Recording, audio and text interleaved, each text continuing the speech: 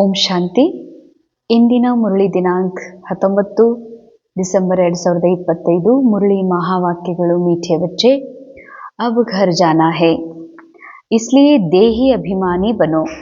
एक बाबा को याद करो तो अंतमति सोगति हो जाएगी.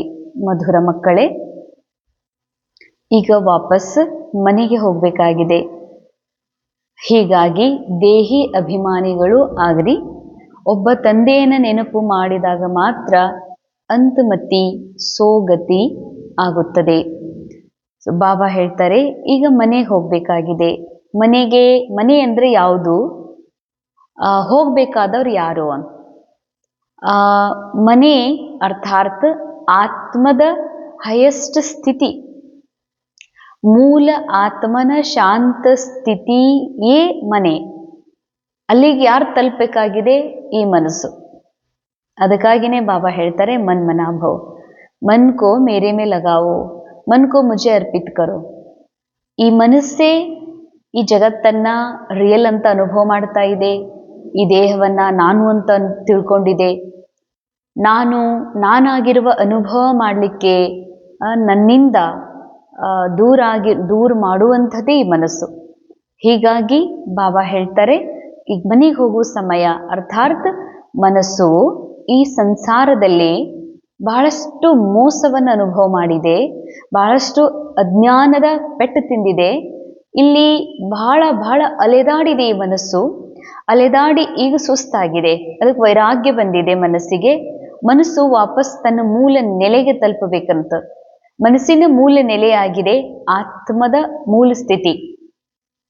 तो ಮನಸ್ಸು ಮನೆಗೆ ಹೋಗಬೇಕಾಗಿದೆ. ಅರ್ಥಾತ್ ಘರ್ ಜಾನೆ ಕಾ ಸಮಯ ಹೇ. तो उसके लिए ಅದಕ್ಕಾಗಿ ಏನು ಮಾಡ್ಬೇಕಂತಾರೆ ಬಾಬಾ? ದೇಹಿ ಅಭಿಮಾನಿ ಬನೋ. ಎಷ್ಟೆಷ್ಟು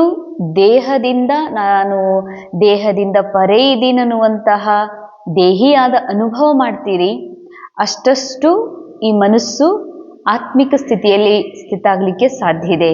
ಸೊ ಬಾಬಾನ ನೆನಪಿನಿಂದ ಅಂತಮತಿ ಸೋಗತಿ ಆಗ್ತದೆ. ಅಂತಮತಿ ಸೋ ಗತಿ. ಮತಿ ಅರ್ಥಾತ್ ಬುದ್ಧಿ, ಗತಿ ಅರ್ಥಾತ್ ನೆಲೆ. ಯಾವಾಗ ಬುದ್ಧಿಯಲ್ಲಿ ಒಬ್ಬ ಪರಮಾತ್ಮನ ಸ್ಮೃತಿ ಇರ್ತದೋ, ಒಬ್ಬ ಸತ್ಯದ ಜೊತೆಗೆ ಈ ಬುದ್ಧಿಯ ಕನೆಕ್ಷನ್ ಇರ್ತದೋ, ಈ ಬುದ್ಧಿ ಒಬ್ಬ ಭಗವಂತನಿಗಾಗಿ ಅರ್ಪಿತ ಆಗ್ತದೋ, ಆಗ ಅಂತಮತಿ ಸೋ ಗತಿ. ಬಾಬಾ ಹೇಳ್ತಾರೆ, ಅದೇ ಗತಿಯನ್ನ ಪ್ರಾಪ್ತ ಮಾಡ್ಕೊಳ್ತದ. ಅದೇ ಗತಿ ಅಂತಂದ್ರೆ, ಯಾರ ನೆನಪಿನಲ್ಲಿ ಈ ಬುದ್ಧಿ ಇದೆ, ಈ ಮನಸ್ಸಿದೆ, ಅವರಂತೆ ಅವ್ರು ಸಮಾನ ಆಗ್ಬಿಡ್ತದೆ. ಈ ಬುದ್ಧಿಯು ಕೂಡ ಪರಮಾತ್ಮನ ಬುದ್ಧಿಯ ಸಮಾನ, ಈ ಮನಸ್ಸು ಕೂಡ ಪರಮಾತ್ಮನ ಮನಸ್ಸಿನ ಸಮಾನ ಸ್ಥಿತಿಯನ್ನ, ನೆಲೆಯನ್ನ ಪಡ್ಕೊಂಡು ಬಿಡ್ತದೆ. ಇದಕ್ಕಂತಾರ ಅಂತಮತಿ ಸೋಗತಿ. ಇದು ಕೇವಲ ಪರಮಾತ್ಮನ ನೆನಪಿನಿಂದ ಮಾತ್ರ ಆಗ್ಲಿಕ್ಕೆ ಸಾಧ್ಯವಿದೆ. ಇಂದಿನ ಮುರಳಿಯ ಪ್ರಶ್ನೆ, ವಂಡರ್ಫುಲ್ ಬಾಬಾ ನೇ ತುಮೆ ಕೌನ್ ಸಾ ಏಕ್ ವಂಡರ್ಫುಲ್ ರಾಜ್ ಸುನಾಯಾ ಹೇ. ವಂಡರ್ಫುಲ್ ಬಾಬಾ, ಬಹಳ ಅದ್ಭುತವಾದ ನಮ್ಮ ಆತ್ಮದ ತಂದೆ ಶಿವಬಾಬಾ ಒಂದು ಅದ್ಭುತವಾದಂತಹ ರಹಸ್ಯವನ್ನು ತಿಳಿಸಿದ್ದಾರೆ. ನಮ್ಮ ಮಕ್ಕಳಿಗೆ ಹೇಳಿದ್ದಾರೆ. ಯಾವುದು ಇತಿಹಾಸದಲ್ಲಿ, ಭೂಗೋಳದಲ್ಲಿ, ವಿಜ್ಞಾನಿಗಳು, ಶಾಸ್ತ್ರದೊಳಗಿನ ಶಾಸ್ತ್ರಕಾರರು ಯಾರೂ ತಿಳಿಸ್ಲಿಕ್ಕೆ ಸಾಧ್ಯವಾಗಿರಲಿಲ್ಲ ಅಂತಹ ಒಂದು ಗುಹ್ಯ ರಹಸ್ಯವನ್ನ ಬಾಬಾ ಮಕ್ಕಳಿಗೆ ತಿಳಿಸಿದ್ದಾರೆ. ಅದು ಯಾವುದು ಅಂತ ಬಾಬಾ ಹೇಳ್ತಾರೆ, ಮಕ್ಕಳೇ, ಬಾಬಾ कहते बच्चे यह अनादि अविनाशी ड्रामा बना हुआ है. ಮಧುರ ಮಕ್ಕಳೇ, ಇದು ಅನಾದಿ ಅವಿನಾಶಿ ನಾಟಕ ಮಾಡಲ್ಪಟ್ಟಿದೆ. इसमें हर एक का पार्ट नूंदा हुआ है. ಅನಾದಿ ಅವಿನಾಶಿ ನಾಟಕ ಮಾಡಲ್ಪಟ್ಟಿದೆ. ಇದರಲ್ಲಿ ಪ್ರತಿಯೊಬ್ಬರ ಪಾತ್ರವು ನೋಂದಾಯಿಸಲ್ಪಟ್ಟಿದೆ. ಎಲ್ಲಿ ಯಾರ ಪಾತ್ರ? ಪ್ರತಿ ಆತ್ಮನ ಮನಸ್ಸಿನೊಳಗೆ ಪ್ರತಿಯೊಬ್ಬರು ಆ ಆತ್ಮ ಯಾವ ರೋಲಲ್ಲಿ ಎಂಟರ್ ಆಗಬೇಕು, ಆ ಮನಸ್ಸಿನಲ್ಲಿ ಏನೇನು ವಿಚಾರ ನಡಿಬೇಕು, ಸಂಕಲ್ಪಗಳು ನಡಿಬೇಕು, ಏನೇನು ಕರ್ಮ ಆಗ್ಬೇಕನ್ನುವಂಥದ್ದು ಪ್ರೀ ರೆಕಾರ್ಡೆಡ್ ಇದೆ. ಈ ಸ್ಟೋರಿ ಇದು ಮನಸ್ಸಿನಲ್ಲಿ ರೆಕಾರ್ಡಿಂಗ್ ಆಗಿದೆ. ಹಾಗೆಯೇ ಎಲ್ಲರದು ಕೂಡ ಈ ವಿಶ್ವ ನಾಟಕದಲ್ಲಿ ಯಾರೆಲ್ಲ ಇದ್ದಾರ, ಎಲ್ಲರ ಸ್ಟೋರಿ ಪ್ರೀ ರೆಕಾರ್ಡೆಡ್ ಇದೆ ಅಂದಮೇಲೆ ಬಾಬಾ ಹೇಳ್ತಾರ, ಕುಚ್ ಭಿ ಹೋತಾ ಹೈ ನಥಿಂಗ್ ನ್ಯೂ. ಅಂಡರ್ಲೈನ್. ಏನೇ ನಡೀತದಂದ್ರ, ಏನೇ ಆಗ್ತದೆ ಅಂದ್ರೆ ಇದೇನು ಹೊಸದಲ್ಲ. ಪ್ರೀ ರಿಕಾರ್ಡೆಡ್ ಅರ್ಥಾತ್ ಈಗ ಇದು ಪ್ಲೇ ಆಗಿತ್ತು 5,000 ವರ್ಷದ ಮೊದಲು, ಈಗ ಮತ್ತಾಗಿದೆ, ಮತ್ತಾಗ್ತದ. ಇದಕ್ಕೂ ಮೊದಲಾಗಿತ್ತು, ಅದಕ್ಕೂ ಮೊದಲಾಗಿತ್ತು, ಅದಕ್ಕೂ ಮೊದಲಾಗಿತ್ತು. ಇದೊಂದು ಸಿನಿಮಾ, 5,000 ವರ್ಷದ ಒಂದು ವಿಶಾಲ ಸಿನಿಮಾ ಇದೆ. ಈ ಸಿನಿಮಾದಲ್ಲಿ ಪ್ರತಿಯೊಬ್ಬರ ರೋಲ್ ಫಿಕ್ಸ್ಡ್ ಇದೆ, ಪ್ರತಿಯೊಬ್ಬರ ಸ್ಟೋರಿ ಫಿಕ್ಸ್ಡ್ ಇದೆ. ಅಂದಮೇಲೆ ಬಾಬಾ ಹೇಳ್ತಾರೆ ಇದು ಇಲ್ಲಿ ಏನು ಹೊಸ ಮಾತು ಇಲ್ವೇ ಇಲ್ಲ, ನಥಿಂಗ್ ನ್ಯೂ. ಅಂದ್ರೆ ಇವರು ಹಿಂಗ್ ಮಾಡಿದ್ರು, ನಾ ಎಂದೂ ಅನ್ಕೊಂಡಿರ್ಲಿಲ್ಲ, ಈ ಪರಿಸ್ಥಿತಿ ಹಿಂಗಾಗ್ತದೆ ಅನ್ಕೊಂಡಿರ್ಲಿಲ್ಲ, ಶರೀರಕ್ಕೆ ಹಿಂಗ ಆರಾಮ್ ತಪ್ತದೆ ಅನ್ಕೊಂಡಿರ್ಲಿಲ್ಲ, ಇಂಥ ಆಕ್ಸಿಡೆಂಟ್ ಆಗ್ತದೆ ಅನ್ಕೊಂಡಿರ್ಲಿಲ್ಲ, ಇಂಥ ಇನ್ಸಿಡೆಂಟ್ ಜೀವನದಲ್ಲಿ ನಡೀತದೆ ಅಂತ ಅನ್ಕೊಂಡಿರ್ಲಿಲ್ಲ. ಬಸ್ ನಿನಗ್ ಬಾಬಾ ಹೇಳ್ತಾರೆ ದೇಹಭಾನದಲ್ಲಿ ಇದ್ದುಕೊಂಡು ನೋಡುವ ಕಾರಣದಿಂದ ಈ ಜೀವನದ ಸ್ಟೋರಿ ಒಳಗ ಇದು ಒಮ್ಮೆ ಆಗಿರ್ಲಿಲ್ಲ, ಮತ್ತೆ ಸಂಕಲ್ಪದಲ್ಲೂ ಒಮ್ಮೆ ಬಂದಿರ್ಲಿಲ್ಲ, ಇದು ಹೆಂಗಾಯ್ತು ಅಂತ ಮಾಯಾ ಮನಸ್ಸಿಗೆ ಅನಿಸ್ತದೆ ಹೊರತಾಗಿ ಸತ್ಯವಾದ ಆತ್ಮನ ಮೂಲ ಮನಸ್ಸಿಗೆ, ಸತ್ಯ ಜ್ಞಾನವನ್ನು ತುಂಬಿದಂಥ ಬುದ್ಧಿಗೆ ಹೀಗನ್ಸೋದಿಲ್ಲ. ಇದು ಇಂಥ ಘಟನೆ ಹೆಂಗ್ ಘಟಿಸ್ತಲ್ಲ ಅನ್ಕೊಂಡಿರ್ಲಿಲ್ಲ ಅಂತ ಅನ್ನೋದಿಲ್ಲ. ಅವರಿಗೆ ಪ್ರತಿ ಘಟನೆನೂ ಕೂಡ ಹೀಗೆ ಫೀಲ್ ಆಗ್ತದ, ನಥಿಂಗ್ ನ್ಯೂ. ಇದೇನು ಹೊಸದಲ್ಲ, ಅರ್ಥಾತ್ ಫಸ್ಟ್ ಟೈಮ್ ಘಟಿಸಿದೆ, ಇದನ್ನ ಹೆಂಗ್ ಫೇಸ್ ಮಾಡಲಿ, ಇದೆಲ್ಲ ನನ್ನ ಜೀವನದಲ್ಲಿ ಫಸ್ಟ್ ಟೈಮ್, ಇಂಥದ್ದೆಂದೂ ಕಂಡಿರ್ಲಿಲ್ಲ, ನೋಡಿರ್ಲಿಲ್ಲ, ಕೇಳಿರ್ಲಿಲ್ಲ, ಇದೇನಿಲ್ಲ. ನಾ ನೋಡೋದು ಕೇಳೋದು ಏನೂ ಜರುರತ್ತಿಲ್ಲ. ಪ್ರೀ ರಿಕಾರ್ಡಿಂಗ್ ಇದೆ, ರೆಕಾರ್ಡಿಂಗ್ ಅನುಸಾರ ರೀಲ್ ತಿರುಗ್ತಾ ಹೋಗ್ತದ ಬುದ್ಧಿ ಮನಸ್ಸು. ಸೊ ಆ ಥರ ಪಿಕ್ಚರ್, ಆ ರೀತಿ ಘಟನೆಗಳು ಎಲ್ಲವೂ ಘಟಿಸ್ತಾ ಹೋಗ್ತದೆ. ಇದಕ್ಕಂತಾರೆ ಬಾಬಾ नथिंग न्यू. कुछ भी होता है नथिंग न्यू. बाबा कहते बच्चे इसमें मेरी भी कोई बड़ाई नहीं, मैं भी ड्रामा के बंधन में हूँ. बाबा यह वंडरफुल राज सुनाकर जैसे अपने पाठ को भी महत्व नहीं देते हैं. ಅಂಡರ್ಲೈನ್. ಇದ್ರಾಗಂತೂ ಇಷ್ಟು ತಿಳ್ಕೊಳ್ಳುವಂತಹ ಎಷ್ಟು ಗುಹ್ಯ ರಹಸ್ಯ. ಅದಕ್ಕೆ ಪ್ರಶ್ನೆನೇ ಇದೆ, ವಂಡರ್ಫುಲ್ ಬಾಬಾ ವಂಡರ್ಫುಲ್ ರಹಸ್ಯ ಹೇಳಿಕ್ ಬಂದಿದ್ದಾರೆ. ಇದು ಬಹಳ ವಂಡರ್ ಆಫ್ ದ ವಂಡರ್. ಯಾವ ಮಾತು? ಬಾಬಾ ಹೇಳ್ತಾರೆ, ಮಕ್ಕಳೇ ನಂದರ ಏನ್ ನಂದು ಏನೂ ಇದರ ದೊಡ್ಡಸ್ತಿಕೆನೇ ಇಲ್ಲ.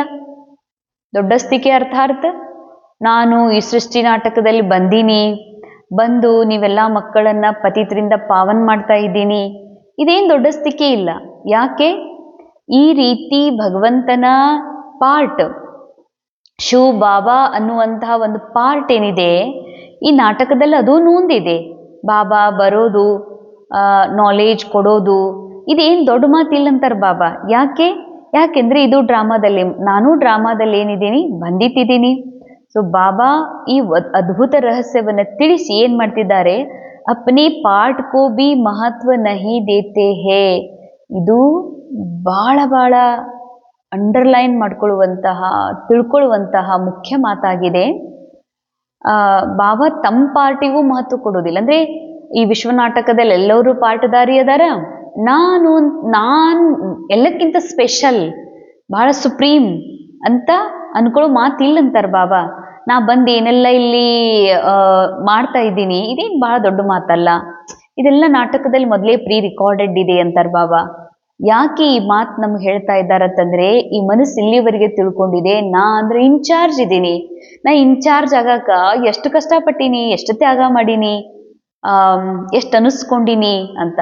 ಅಥವಾ ನಾ ಡಾಕ್ಟರ್ ಇದ್ದೀನಿ ಅಂತಂದ್ರ ನಾ ಎಲ್ಲೆಲ್ಲಿ ಉಂಡು, ಎಲ್ಲೆಲ್ಲಿ ಯಾವ ಥರ ಓದಿ, ಯಾರ್ಯಾರ ಮನೆಯೊಳಗೆ ಇದ್ದುಕೊಂಡು ನಾವು ಹೆಂಗೆ ಪಾಸ್ ಆಗಿವಿ, ನಾವು ಹೆಂಗೆ ಪ್ರಾಕ್ಟೀಸ್ ಮಾಡೀವಿ, ಹೀಗೆ ಅಂತಿರ್ತಾರೆ. ಯಾರೆಲ್ಲ ನಾವು ಹೆಂಗೆ ಮನೆ ಕಟ್ಟೀವಿ, ಮಕ್ಕಳನ್ನೆಲ್ಲ ಬೆಳೆಸ್ಬೇಕಾದ್ರೆ ಎಷ್ಟು ಕಷ್ಟಪಟ್ಟೀವಿ, ಎಷ್ಟು ಸಣ್ಣ ಪೇಮೆಂಟ, ಹಳ್ಳಿಗೆಲ್ಲ ಬಸ್ಸಲ್ಲಿ ತಿರುಗಾಡ್ತಿದ್ವಿ ಅಥವಾ ಸೈಕಲ್ ಮೇಲೆ ಹೋಗ್ತಿದ್ವಿ, ರೊಟ್ಟಿ ಒಂದು ವಾರದ ಬುತ್ತಿಯನ್ನ ಹೀಗೆ ಊಟ ಮಾಡ್ತಿದ್ವಿ ಅಂತ ಹೇಳ್ತಾರೆ. ಈ ಕಂಪ್ನಿ ಸ್ಟ್ಯಾಂಡ್ ಮಾಡೋದಕ್ಕೆ ನಾನು ಎಷ್ಟು ಕಷ್ಟಪಟ್ಟೀನಿ. ಶಿವ ಬಾಬಾ ಹೇಳ್ತಾರ, ತುಮ್ನೆ ಕಹಾ ಕಿಯಾ, ತುಮ್ ತೋ ಆತ್ಮ ಹೋ, ನೀ ಅಂತೂ ಆತ್ಮ ಇದಿ. ಆತ್ಮ ಅಕರ್ತ ಇದೆ, ಅಕರ್ತ ಆತ್ಮ ಎಂದರೆ ಏನಾದ್ರೂ ಮಾಡ್ಲಿಕ್ಕೆ ಸಾಧ್ಯ ಇದೆಯಾ? ಇಲ್ಲ. ಮತ್ ಮಾಡಿದ್ಯಾರು? ಡ್ರಾಮಾ ಪ್ರೀ ರಿಕಾರ್ಡೆಡ್ ಏನ್ ಮೈಂಡ್ ಒಳಗಿದೆ, ಆ ಮನಸ್ಸು ಬಾಬಾರ್ದು, ಮನಸ್ಸಿನ ಪ್ರತಿಯೊಂದು ವಿಚಾರ ಬಾಬಾರವ್ರದ್ದಿದೆ. ಅಂದರೆ ಸ್ಕ್ರಿಪ್ಟ್ ಪೂರಾ ಸ್ಟೋರಿ ಯಾರ್ದಿದೆ? ಡೈರೆಕ್ಟರ್ದು. ಬಾಬಾ ಡ್ರಾಮಾದಾಗಿದೆ. ಬಟ್ ಈ ಶರೀರ ಯಾರು ಕೊಟ್ಟಿದ್ದಾರೆ? ಡ್ರಾಮಾ ಕೊಟ್ಟಿದೆ. ಶರೀರದ ಮನಸ್ಸು, ಶರೀರದ ಭಾವನೆ ಏನೆಲ್ಲ ಇದೆವ, ಇದು ಯಾವುದೂ ನಂದಲ್ಲ.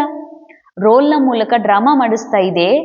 ಹಾಗ ಅನಿಸ್ತದೆ, ಮಾಯೆಗೆ ವಶೀಭೂತ ಆದ ಮನಸ್ಸಿಗೆ ಹೀಗೆ ಅನಿಸ್ತದ, ಈ ಬಿಲ್ಡಿಂಗ್ ನಾನ್ ಮಾಡಿದೆ, ಈ ಒಂದು ಕಷ್ಟ ನಾನ್ ಪಟ್ಟಿನಿ, ನೌಕರಿ ನಾನೇ ಕಷ್ಟಪಟ್ಟು ಮಾಡಿದ್ದು, ಇವ್ರಿಗೆ ನಾನಾ ಬೆಳೆಸಿದ್ದು, ಇದು ನಾನೇ ಮಾಡಿದ್ದು ಅಂತ. ಅದಕ್ಕೆ ಬಾಬಾ ಹೇಳ್ತಾರ, ಮಕ್ಕಳೇ ನಂದೇ ಏನು ಮಹತ್ವ ಇಲ್ಲ, ನಾನು ಇಲ್ಲೇನು ಬಂದು ದೊಡ್ಡ ಮಹತ್ವದ ಕಾರ್ಯ ಮಾಡ್ತಾ ಇಲ್ಲ. ಭಲೆ ಮಹತ್ವದ ಕಾರ್ಯ ಇದ್ರೂ ಕೂಡ ಡ್ರಾಮಾ ಅನುಸಾರ ಆಗ್ಬೇಕು, ಅದಕ್ಕಾಗಿದೆ, ನಂದು ಏನು ದೊಡ್ಡ ಮಾತಿಲ್ಲ. ಅರ್ಥಾತ್ ಬಾಬಾ ಸೂಕ್ಷ್ಮವಾಗಿ ತಿಳಿಸ್ತಾರೆ, ಮಕ್ಕಳೇ ನಿಮಗಂತೂ ಮೊದಲಿರಬಾರ್ದು ಯಾವ ಮಾತು ಕಿ ನಾ ಮಾಡಿದೆ, ನನ್ನಿಂದ ಆಗಿದೆ, ಇದು ನಾವ ಮಾಡಿದ್ದು, ಇದು ನಾವೇ ತಂದಿದ್ದು ಅನ್ನುವಂತಹ ರೋಲ್ನ ಹೆಸರಿನ ಪ್ರಸಿದ್ಧಿಯನ್ನ ಅನುಭವ ಮಾಡ್ತಾ ಏನು ಮನಸ್ಸಿಗೆ ಖುಷಿ ಆಗ್ತದಲ್ಲ, ಇದೆಂದಿಗೂ ತಮಗ ಇರಬಾರ್ದು ಅಂತ ಹೇಳ್ತಾರೆ ಬಾಬಾ. ಮುರಳಿಯ ಮುಖ್ಯ ಸಾರ್, ಪಹಲಾ कोई भी ग्रहचारी आती है तो दिल शिकस्त हो बैठ नहीं जाना. ಏನೇ ಗ್ರಹಚಾರಿ ಬರ್ತದಂದ್ರ ಮನಸ್ಸು ಕೆಡಿಸ್ಕೊಂಡು ಕೂತ್ಕೋಬೇಡ್ರಿ ಅಂತ. ಗ್ರಹಚಾರಿ ಬರ್ತದ ಯಾರಿಗೆ, ಎಲ್ಲಿ ಬರ್ತದ? ಡ್ರಾಮಾದೊಳಗಿದೆ ಗ್ರಹಚಾರಿ. ನಾ ಯಾರು? ಆತ್ಮ. ಡ್ರಾಮಾದಿಂದ ಪರೆ ಗ್ರಹಚಾರಿ ಬರ್ತದ ಡ್ರಾಮಾದೊಳಗ. ಈ ರೋಲ್ನ ಜೊತೆಗೆ ಗ್ರಹಚಾರಿ ಇದೆ. ನಾ ರೋಲಿಂದ ಪರೆ ಇದ್ದೀನಿ ಅಂದಮೇಲೆ ಮನಸ್ಸು ಕೆಡಿಸ್ಕೊಂಡು ಮನಸ್ಸಿಗೆ ಹಚ್ಕೊಂಡು ಕೂತ್ಕೋಬೇಡ್ರಿ. फिर से पुरुषार्थ कर बाबा की याद में रहकर ऊंच पद पाना है. ಮತ್ತೆ ಪುರುಷಾರ್ಥ ಮಾಡ್ರಿ, ಬಾಬಾ ನೆನಪಿನಲ್ಲಿ ಶ್ರೇಷ್ಠ ಪದವಿಯನ್ನ ಪಡೀರಿ. ಸೆಕೆಂಡ್ ಪಾಯಿಂಟ್, स्वयं की स्थिति याद से ऐसी मजबूत बनानी है जो कोई भी माया का तूफान वार न करे. ಅಂಡರ್ಲೈನ್, ಮನಸ್ಸಿನ ಸ್ಥಿತಿ ಇಷ್ಟು ಸ್ಥಿರ, ಇಷ್ಟು ಗಟ್ಟಿ ಮಾಡ್ಕೋಬೇಕಾಗಿದೆ. ಇದ್ರ ಮೇಲೆ ಮಾಯೆ ಅಟ್ಯಾಕ್ ಮಾಡ್ತದತ್ತಂದ್ರ ಅದು ನನಗೇನು ಮಾಡಬಾರ್ದು. ಅಂದರೆ ಇದು ರಿಯಲ್ ಅನಿಸಿ ಮನಸ್ಸಿಗೆ ಕೆಟ್ಟ ಮಾಡಿಕೊಂಡು ಖರೇನೆ ಎಂಥ ಮಾತಂದ್ರು ಇವರು, ಖರೇನೆ ನನಗೆ ಯಾವ ಥರ ವ್ಯವಹಾರ ಮಾಡಿದ್ರು, ನನ್ನ ಜೊತೆಗೆ ಹೆಂಗೆ ನಡ್ಕೊಂಡ್ರು ಅಂತ ಇದು ಮನಸ್ಸ ಭಾಳ ಹಾರಾಡ್ತಾ ಇರ್ತದ, ಕೊರಗ್ತಾ ಇರ್ತದ, ಭಾಳ ನೊಂದ್ಕೋತಾ ಇರ್ತದ. ಬಾಬಾ ಹೇಳ್ತಾರೆ ಇಲ್ಲ, ಏನಾಗಿದೆ ಏನೇ ಆದ್ರೂ ಕೂಡ ಬಾಬಾ ಹೇಳ್ತಾರೆ ಎಂಥದೇ ಪರಿಸ್ಥಿತಿ ಬರಲಿ, ಎಂಥದೇ ಗ್ರಹಚಾರಿ ಕೂತ್ಕೊಳ್ಳಿ, ಸ್ಥಿತಿ ಅಲಗಾಡಬಾರ್ದು. ಪುರುಷಾರ್ಥನೇ ಆ ರೀತಿ ಮಾಡ್ರಿ, ಪ್ರಾಕ್ಟೀಸ್ ಆ ರೀತಿ ಮಾಡ್ರಿ ಅಂತ. तो स्वयं की स्थिति ऐसी बनानी है जो कोई माया का तूफान वार न करे. विकारों से अपने संभाल करते रहना है. ವಿಕಾರಗಳಿಂದ ಸದಾ ತಮ್ಮ ಸಂಭಾಲನೆಯನ್ನ ಮಾಡ್ಕೊಳ್ತಾ ಇರಿ. वरदान, सर्व शक्तियों की लाइट द्वारा आत्माओं को रास्ता दिखाने वाले चैतन्य लाइट हाउस भव. ಸರ್ವ ಶಕ್ತಿಗಳ ಪ್ರಕಾಶದ ಮೂಲಕ ಆತ್ಮಗಳಿಗೆ ದಾರಿಯನ್ನ ತೋರಿಸುವಂತಹ ಚೈತನ್ಯ ಪ್ರಕಾಶ ಹೌಸ, ಪ್ರಕಾಶದ ಪುಂಜ ಆಗ್ರಿ. यदि सदा इस स्मृति में रहो कि मैं आत्मा विश्व कल्याण की सेवा के लिए परमधाम से अवतरित हुई हूँ, तो भी संकल्प करेंगे, बोलेंगे उसमें विश्व कल्याण समाया हुआ होगा. ಒಂದು ವೇಳೆ ನೀವು ಈ ಸ್ಮೃತಿ ಇಟ್ಕೊಂಡ್ರಿ, ನಾ ಪರಂಧಾಮದಿಂದ ಈ ಸೃಷ್ಟಿ ನಾಟಕದಲ್ಲಿ ಬಂದೀನಿ, ವಿಶ್ವ ನಾಟಕದ ಒಂದು ಅಭಿನಯ ಮಾಡೋದಕ್ಕಾಗಿ, ವಿಶ್ವ ನಾಟಕವನ್ನು ನೋಡೋದಕ್ಕಾಗಿ, ಹಾಗೂ ಅವತರಿಸಿದ್ದೀನಿ ಈ ವಿಶ್ವ ನಾಟಕದ ಕಲ್ಯಾಣ ಮಾಡೋದಕ್ಕಾಗಿ. ಆದರೂ ಸಂಕಲ್ಪ ಹೇಳ್ತವ, ಎಂಥ ಸಂಕಲ್ಪ ಹೇಳ್ತವ? ಏನೇ ಮಾತಾಡ್ತೀರಿ, ಏನು ಮಾತಾಡ್ತೀರಿ, ಅದ್ರಾಗ ಜರೂರ್ ಕಲ್ಯಾಣ ಇರ್ತದೆ ಅಂತ ಹೇಳ್ತಾರೆ ಬಾಬಾ. ಅವ್ರ ಯಹಿ ಸ್ಮೃತಿ ಲೈಟ್ ಹೌಸ್ ಕಾ ಕಾರ್ಯ ಕರ್ತಿ ಹೇ. ಈ ಸ್ಮೃತಿ ಲೈಟ್ ಹೌಸ್ ಅಂದ್ರೆ ಇನ್ನೊಬ್ಬರಿಗೆ ದಾರಿಯನ್ನ ತೋರಿಸುವಂತ ಪ್ರಕಾಶ ಸ್ತಂಭನೂ ನೀವು ಆಗ್ತೀರಿ. जैसे उस लाइट हाउस से एक रंग की लाइट निकलती है, ऐसे आप चैतन्य लाइट हाउस द्वारा सर्व शक्तियों की लाइट आत्माओं को हर कदम में रास्ता दिखाने का कार्य करती है. ಹೇಗೆ ಸಮುದ್ರದ ದಡದಲ್ಲಿ ಬೆಟ್ಟದ ಮೇಲಿರುವಂತಹ ಲೈಟ್ ಹೌಸ್, ಆ ಸ್ತಂಭ ಅನೇಕರಿಗೆ ದಾರಿದೀಪ ಆಗಿದೆ, ಅನೇಕರಿಗೆ ಬೆಳಕು ತೋರಿಸ್ತದ, ಅನೇಕರಿಗೆ ನಿಶಾನೆ ನೆಲೆಯನ್ನ ತೋರಿಸ್ತದ. ಅಂದ್ರೆ ನೀವು ಇಲ್ಲಿಗೆ ಬನ್ರಿ ಅಂತ ಹೇಳಿ ದಡ ತೋರಿಸ್ತದದು. ಹಂಗೆ ಬಾಬಾ ಹೇಳ್ತಾರೆ, ಯಾವಾಗ ನೀವು ಲೈಟ್ ಪ್ರಕಾಶ ಹಾಗೂ ನಿಮ್ಮ ಸ್ಥಿತಿ ಹಗೂರಾಗಿರ್ತದೋ ಆಗ ನೀವು ಅನೇಕರಿಗೆ ದಾರಿ ತೋರಿಸುವಂತಹ ಪ್ರಕಾಶ ಸ್ತಂಭ ಆಗಲಿಕ್ಕೆ ಸಾಧ್ಯ ಇದೆ. ಸ್ಲೋಗನ್, स्नेह और सहयोग के साथ शक्ति रूप बनो तो राजधानी में नंबर आगे मिल जाएगा. ಸ್ನೇಹ ಹಾಗೂ ಸಹಯೋಗದ ಜೊತೆಯಲ್ಲಿ ಶಕ್ತಿ ರೂಪ ಆಗ್ರಿ ಅಂದಾಗ ರಾಜಧಾನಿಯಲ್ಲಿ ನಂಬರ್ ಪದವಿ ಮುಖ್ಯ number, main number, first number ತಮಗೆ ಪ್ರಾಪ್ತಿ ಆಗ್ತದೆ. ರಾಜಧಾನಿ ಅಂದ್ರೇನು? ಆತ್ಮಿಕ್ ಉನ್ನತ ಅವಸ್ಥಾ. ಇದು ಮನಸ್ಸಿನ ದೊಡ್ಡ ರಾಜಧಾನಿ. ರಾಜ ಆತ್ಮ, ರಾಜಧಾನಿ ಆತ್ಮಿಕ್ ಅವಸ್ಥಾ. ಆತ್ಮಿಕ್ ಅವಸ್ಥೆಯೇ ಮನಸ್ಸಿನ ಅರಮನೆಯಾಗಿದೆ. ಬಾಬಾ ಹೇಳ್ತಾರೆ ಸ್ನೇಹಿ ಸಹಯೋಗಿ ಆಗೋದ್ರ ಜೊತೆಯಲ್ಲಿ ಶಕ್ತಿ ರೂಪದ ಅನುಭವನೂ ಮಾಡ್ರಿ. ಅವ್ಯಕ್ತ ಇಶಾರೆ ಅಬ್ ಸಂಪನ್ನ ವ ಕರ್ಮಾತೀತ್ ಬನ್ನೆಕ್ಕೆ ಧುನ್ ಲಗಾओ. ಸಂಪನ್ನ ಮತ್ತು ಕರ್ಮಾತೀತ ಆಗುವಂತಹ ನಶೆಯನ್ನ ಏರಿಸ್ಕೊಡ್ರಿ. जैसे कर्म में आना स्वाभाविक हो गया है वैसे कर्मातीत होना भी स्वाभाविक हो जाए.